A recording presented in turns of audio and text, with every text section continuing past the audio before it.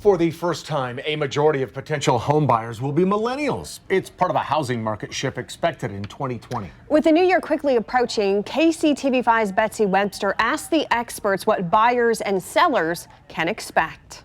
For years, there's been talk of millennials wanting downtown living, but that's changing. The fallacy that millennials don't want to live in a home or don't want to raise a family in a single-family home is incorrect. It's just that we're starting later in the process. Mike Frazier is the president and CEO at Reese Nichols, Casey's largest realty firm.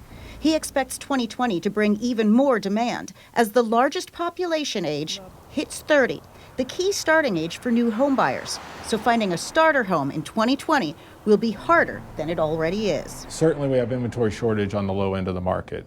So anything under 300,000 sells immediately. A Wichita State study on inventory in KC backs that up. Homes between $150,000 and $300,000 are at the bottom in terms of supply.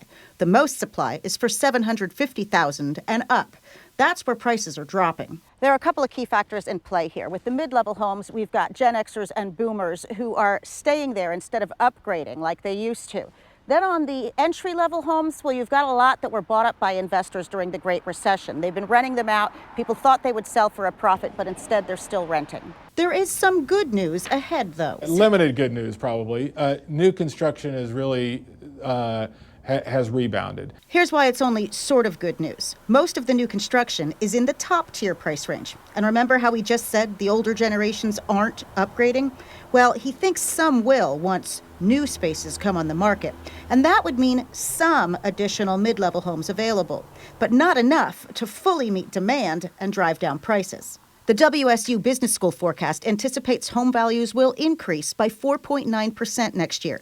That's less than we saw in recent years, but still room for most sellers to profit. However, this graph also suggests a drop on the horizon. What we've seen over the last 8-9 years is continued increases in demand and increases in price. Well, that's probably not healthy long term. In other words, it won't last forever. Prices will drop eventually by 2 to 3%, he says. When that happens will depend a lot on the 2020 election and what happens to interest rates after. He thinks 2020 is safe because the Treasury is typically loath to raise interest rates in a presidential election year. But in 2021, that could all change.